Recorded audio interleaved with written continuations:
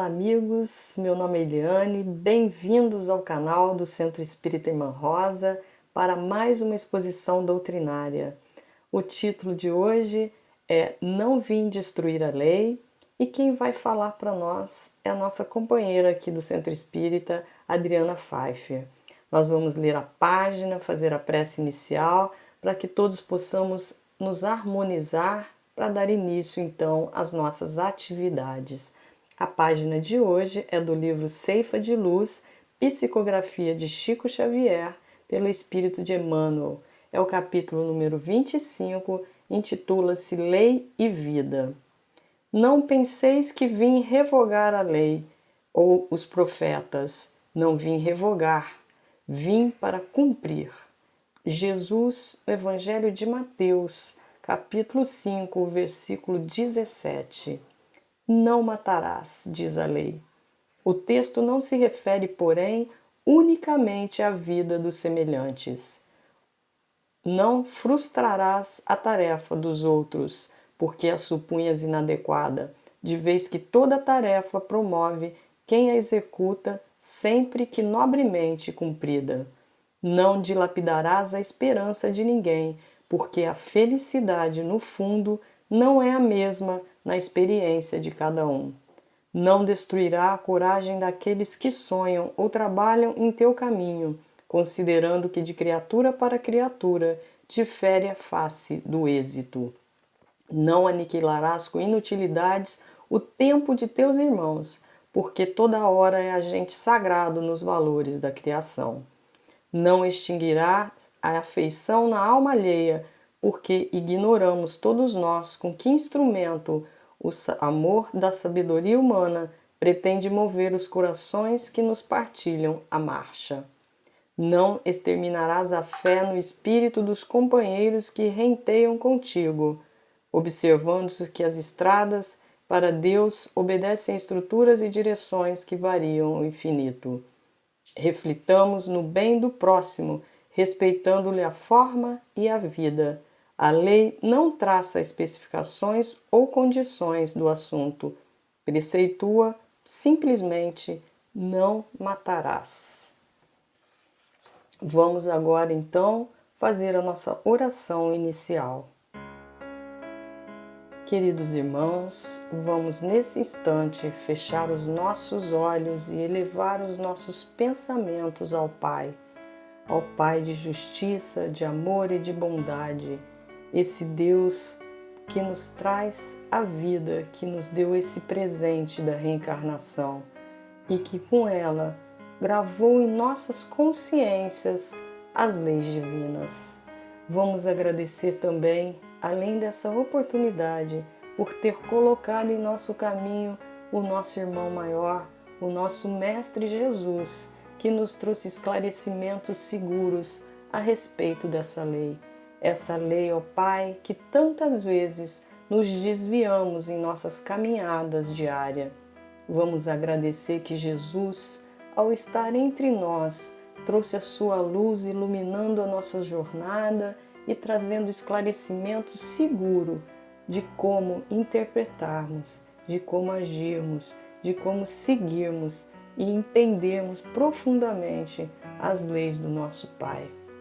Que essas leis que regem o nosso coração, a nossa vida, seja sempre o nosso guia e a cada dia possamos, ó Pai, tirar essa pele da desesperança, do egoísmo, do orgulho e da vaidade e trazermos a cada um de nós o nosso renascimento, a nossa evolução espiritual, quando cumprimos e nos aproximarmos de Ti pela Sua lei de amor.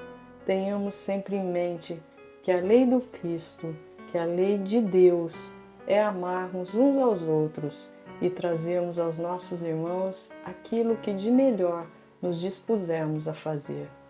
Agradecemos a espiritualidade amiga da Casa da Irmã Rosa e pedimos que intua a nossa amiga Adriana, que fará uso da palavra neste dia, para que os seus esclarecimentos tragam até nós essa luz e essa paz que o Cristo espalhou quando entre nós esteve.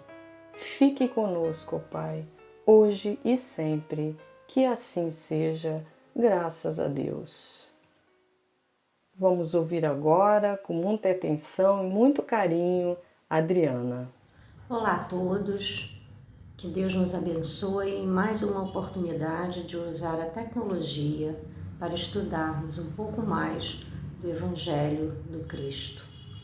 Não penseis que eu tenha vindo destruir a lei ou os profetas. Não os vim destruir, mas cumpri-los. Porquanto em verdade vos digo que o céu e a terra não passarão sem que tudo o que se haja na lei esteja perfeitamente cumprido. Essa fala de Jesus nos traz o nosso tema de hoje. Não vim destruir a lei. Mas a que lei Jesus se referia? Ele disse que não veio destruir, mas cumprir, e que o céu e a terra não passarão sem que tudo que se haja na lei esteja perfeitamente cumprido. Ou seja, em algum momento, o céu e a terra passarão. O que Jesus diz com isso? Qual o significado das suas palavras?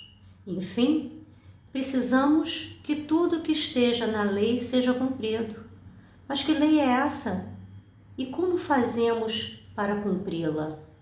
Bom, para que possamos entender um pouco mais do que verdadeiramente as palavras de Jesus dizem, ou seja, para que possamos tirar o véu da letra, há que se refletir um pouco sobre as 3 revelações. Começando então, obviamente, pela primeira, No Egito, onde se encontrava escravizado o povo hebreu, a religião, nas manifestações abertas ao povo, e por se encontrar ainda com intenções de respeitar essas crenças populares, mantinha cultos a diversos deuses. Porém, na intimidade do santuário, ou seja, nas esferas mais altas, nas esferas superiores, a religião egípcia acreditava, tinha a base da sua fé num Deus único. E é nesse contexto, nesse campo de conhecimento que reencarna Moisés como missionário da renovação, para dar ao povo, e não mais apenas alguns considerados eleitos, o conhecimento, a concepção do Deus único. Moisés, então, com essa missão, enfrenta sim batalhas terríveis, porque sabemos que a evolução dos princípios religiosos implica sempre numa mudança de costumes. Depois de tantas batalhas, afinal, recebe os fundamentos da lei no Monte Sinai. Desde essa hora, desde esse momento, através da mensagem de Moisés, o homem comum é informado de que perante Deus, o Senhor da vida e do universo, ele é obrigado a respeitar os direitos dos seus semelhantes para que seja igualmente respeitado, reconhecendo no seu próximo um irmão, porque afinal de contas somos filhos de um único Pai.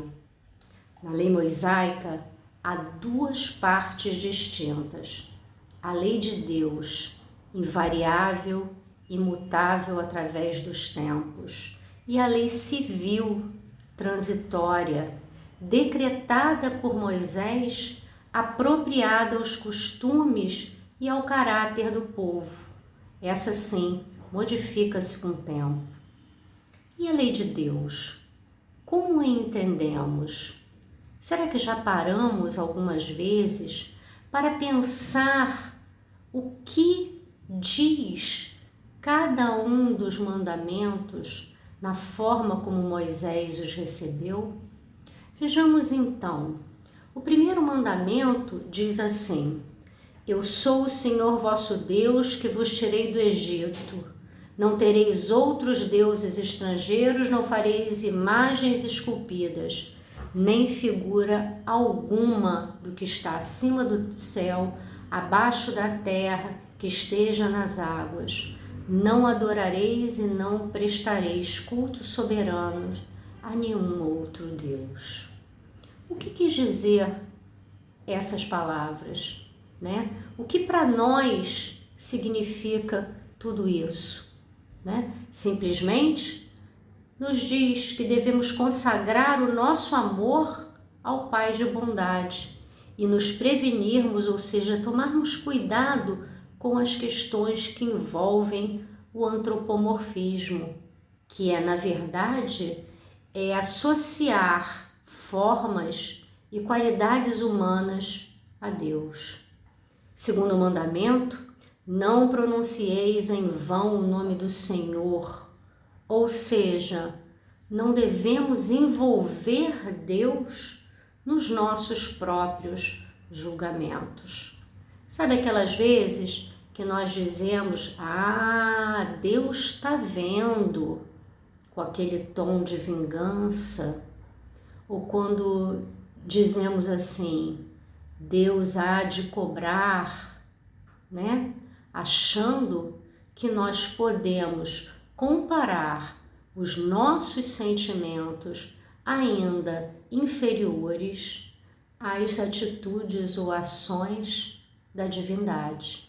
Ou seja, não devemos envolver o julgamento divino nas nossas pequenezas. Terceiro mandamento, lembrai de santificar o dia de sábado. Esse, de forma especial, guarda um significado que necessita reflexão. Afinal de contas, o que significa santificar o dia de sábado, guardar o dia de sábado? Obviamente, o sábado em si é apenas um exemplo, mas muito importante, pois que esse mandamento nos recorda o impositivo da meditação, da reflexão, de pararmos um pouco no burburinho da vida, em meio a tantas tarefas que temos que cumprir, parar e pensar, refletir em nosso favor, em favor daqueles que convivem conosco, pois afinal de contas é preciso não apenas passar pelas experiências da vida, precisamos assimilar os valores dessas experiências, porque senão, como se diz no popular, passamos pela vida, mas a vida não passa por nós. Passamos pelas experiências, sejam elas boas ou dolorosas, e não adquirimos conhecimento, não guardamos as lições se não temos o nosso dia, a nossa hora, o nosso momento santificado e dedicado às nossas reflexões. Quarto mandamento, honrai o vosso pai e a vossa mãe, a fim de viverdes longo tempo na terra em que o Senhor vos dará. O mandamento, traduzindo, nos lembra que qualquer que tenham sido as atitudes dos nossos pais, qualquer que tenha sido a experiência vivenciada com eles, qualquer que tenha sido a dificuldade ou a vida de facilidades, boas, ruins, que jamais teremos condições de pagar aos nossos pais a imensa dívida que temos com eles, que é a oportunidade de aqui estarmos reencarnados para mais uma vez termos o trabalho para começar a saldar as nossas dívidas pretéritas. Quinto mandamento, não matarás. Será que mesmo não matando no sentido literal da palavra, podemos desconsiderar esse mandamento? O que ele significa? Significa, na verdade, que estaremos responsabilizados pelas vidas que podemos ter a oportunidade de extinguir, de prejudicar, de dificultar. Ou seja, temos responsabilidades com aqueles que estão em contato conosco. Não cometeis adultério. O que é adultério exatamente? O que é adulterar alguma coisa? Via de regra, adulterar alguma coisa é modificá-la e geralmente para pior. Ou seja, o que o mandamento nos diz, nos aconselha, nos conclama a termos certeza quando tivermos alguma reação, é que procuremos não desequilibrar o sentimento alheio, pois essas vibrações desequilibradas, desorientadas, estarão também a nos envolver. 7º mandamento, não roubar, ou seja, qualquer apropriação indébita de algo que não é meu vai ainda mais agravar as minhas próprias dívidas. 8º mandamento, não presteis falso testemunho contra o vosso próximo. Aqui, a lei de Deus nos mostra o valor e o peso da palavra, que muitas vezes nós desprezamos, achamos que podemos dizer qualquer coisa, né? Porque afinal de contas, palavras o vento leva. E aprendemos que na lei de Deus não é exatamente assim.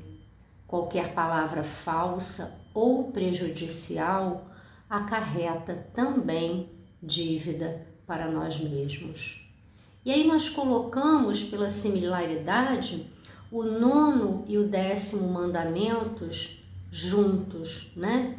Quando na lei de Deus está escrito: não desejeis a mulher do vosso próximo, a casa do vosso próximo, nem seu servo, etc, etc, nem qualquer coisa que lhe pertença. O que esse mandamento nos diz? Para que tenhamos muito cuidado em relação à inveja, ao despeito, à inconformação com a nossa própria situação, que tenhamos cuidado com o ciúme, porque os pensamentos nós os plasmamos e eles tomam forma. Ou seja, se eu aprendo a conquistar ao esforço próprio, se eu aprendo a alegria de ter alguma coisa ao preço do meu esforço, é muito diferente do que eu me envolver nas vibrações de ciúme, de inveja, de despeito, pois são vibrações paralisadoras. E olhando no total as leis de Deus, nos perguntamos, elas foram mandadas para que povo? Para servir a que tempo? A que década, a que século? E podemos concluir que esta é a lei de todos os tempos, para todos os povos.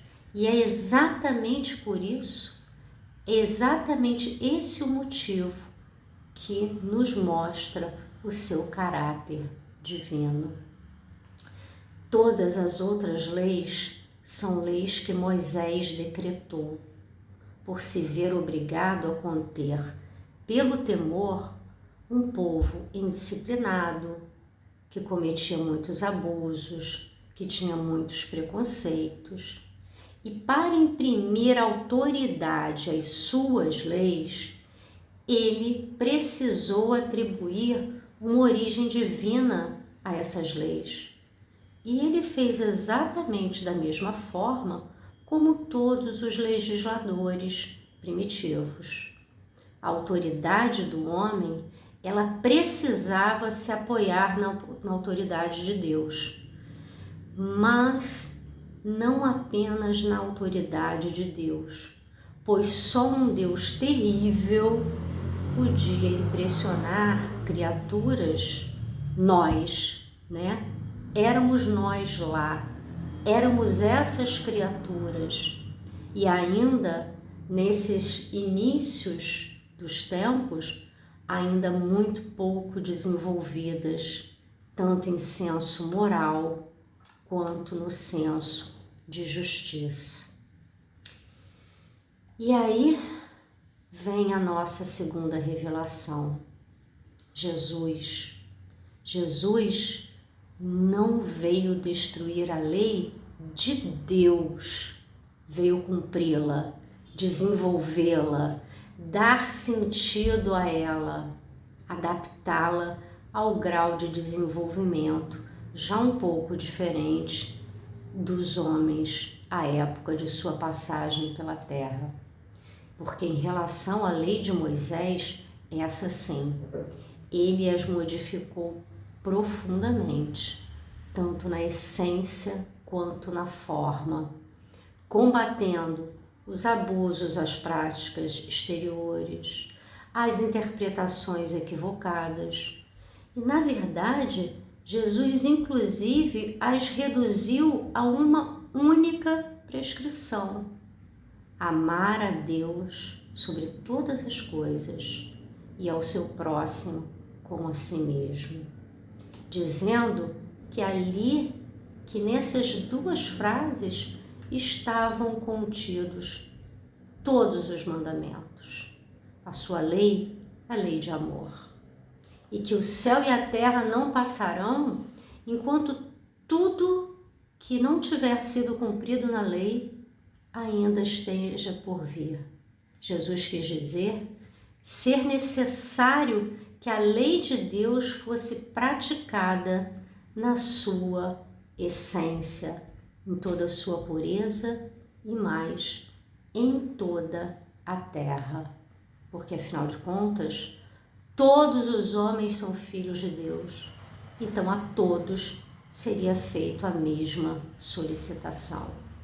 O papel de Jesus não foi de um legislador meramente moralista. Sua autoridade vinha da sua natureza espiritual e da sua missão. Ele veio ensinar aos homens basicamente duas coisas: que a verdadeira vida ela não transcorre na terra, e os meios para que os homens se reconciliem com as leis de Deus é através do próximo. Mas Jesus, entretanto, não disse tudo.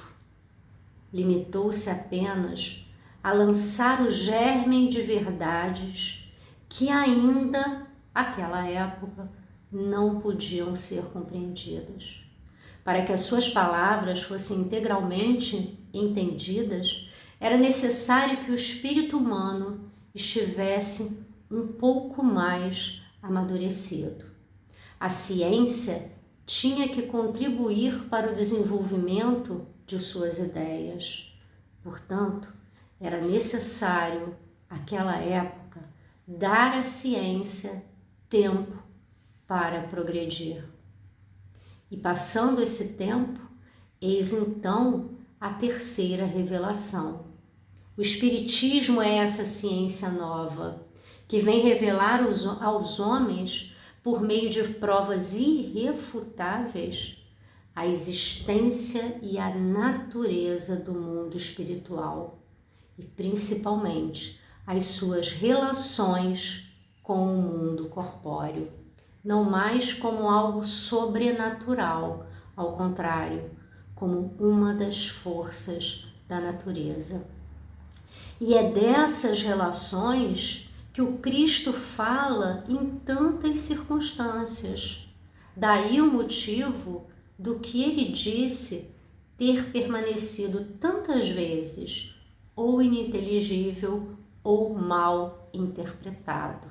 Ou seja, o Espiritismo é a chave através da qual tudo se explica. E assim, da mesma forma que Jesus diz: eu não vim destruir a lei, mas cumpri-la, o Espiritismo não vem destruir a lei do Cristo, mas dar-lhe execução. Não ensina nada contrário ao que o Cristo ensinou, mas desenvolve, completa, explica o que tantas vezes foi dito apenas sob forma de alegoria. E o Espiritismo, podemos ver então, é obra do Cristo. É o mecanismo que preside a regeneração do nosso planeta. É a forma que o nosso embaixador do planeta nos trouxe para preparar o reino de Deus, usando palavras da época, na nossa terra. E como é que se apresenta essa revelação, essa terceira revelação? A doutrina espírita é de natureza tríplice, pois abrange princípios filosóficos, princípios científicos e religiosos ou morais, se assim preferirmos nos referir. Em linhas gerais, o aspecto filosófico analisa a criação divina, ou seja, por que Deus criou o homem? Qual é a sua origem? Qual é a sua destinação? Quais são as causas da felicidade e da infelicidade humanas? O aspecto científico fornece comprovações a respeito da natureza do espírito e a influência exercida por esse e o intercâmbio mediúnico. O aspecto religioso trata das consequências morais do comportamento humano, definido pelo uso do livre-arbítrio e pelas leis de causa e efeito. O Espiritismo, repetindo, é a chave através da qual tudo se explica. Explica, inclusive, que ciência e religião são duas alavancas da inteligência humana. Uma revela as leis do mundo físico, a outra revela as leis do mundo moral, do mundo espiritual. Porém, tendo ambas as leis o mesmo princípio, que é Deus, não podem contradizer-se. A incompatibilidade que até então se julgou existir entre essas duas ordens de ideia provém apenas de uma observação equivocada e muitas vezes do excesso de personalismo do lado da ciência ou do lado da religião. São chegados os tempos em que os ensinamentos do Cristo têm que ser completados e que ciência e religião, apoiando-se uma na outra, deixem de ser excludentes e finalmente passem a ser complementares. Portanto, podemos ver que a doutrina espírita, a terceira revelação, ela vem com um caráter mais completo. Ela vem explicando mais coisas. Ela vem descortinando horizontes mais amplos. E podemos pensar o seguinte: se fôssemos resumir em uma palavra cada uma das três revelações, Moisés seria a justiça. Jesus seria o amor.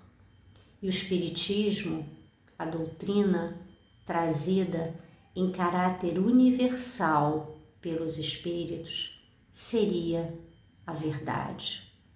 As revelações ao longo dos tempos estão sendo feitas de acordo com a nossa capacidade de compreensão. Percebemos em cada uma delas a misericórdia de nosso Pai, de infinita bondade e amor, que não nos deu mais do que suportaríamos nos vários estágios das nossas existências. A justiça é a base de todas as virtudes.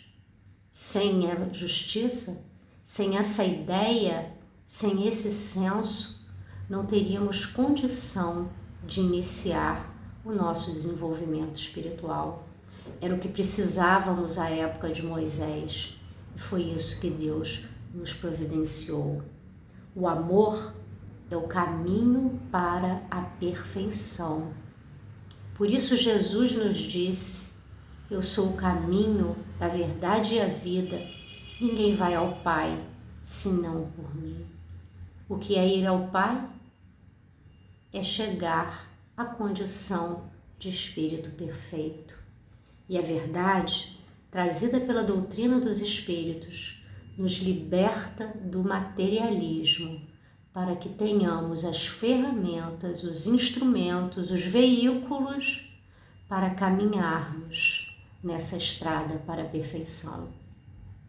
A partir do momento que temos acesso às informações contidas nessas 3 revelações, passa a ser responsabilidade nossa fazermos uso dessas ferramentas para a evolução espiritual e, consequentemente, para sermos mais felizes.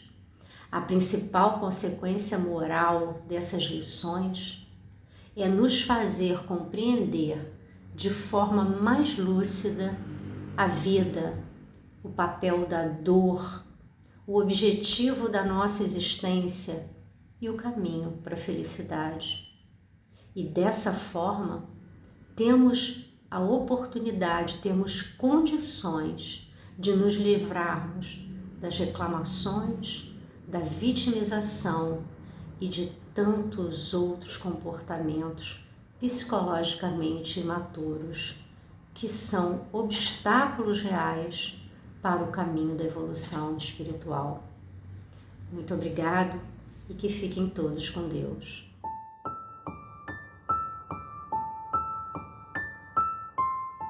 Pai nosso, Pai de infinito amor e bondade, agradecemos a mais uma oportunidade de receber o pão da esperança e consolo através dos esclarecimentos expostos em mais uma reunião através da internet.